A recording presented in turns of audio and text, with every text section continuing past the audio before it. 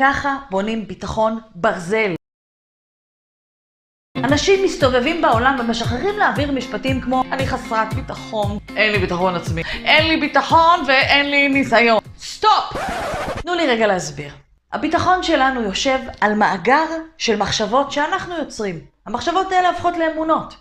הבעיה מתחילה ברגע שהמחשבות האלה לא רלוונטיות, לא מדויקות או לא נכונות למציאות שבה אנחנו נמצאים.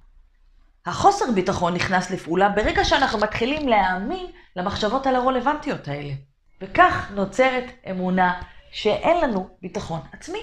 אני מאמינה לכם שאתם מאמינים לזה. אבל אני מבקש מכם רגע אחד. תסתכלו רגע אחורה על הדרך שעברתם. מה למדתם? מה עשיתם? מה חוויתם? את מי פגשתם? ומה השפיע על מה שאתם עושים היום ומי שאתם היום. ואז תשאלו את עצמכם, האם המחשבות האלה באמת נכונות? באמת רלוונטיות? אם לא, תנקו אבק.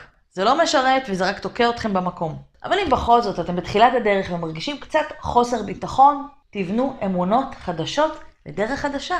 או כמו שנאמר בסרט, חלף עם הרוח, עם קצת אומץ לב, ניתן להסתתר גם ללא מוניטין. חבר'ה, תבנו אמונות חדשות, ככה בונים ביטחון ברזל. ואם אתם צריכים עזרה, אז בואו, דברו איתי. כאילו,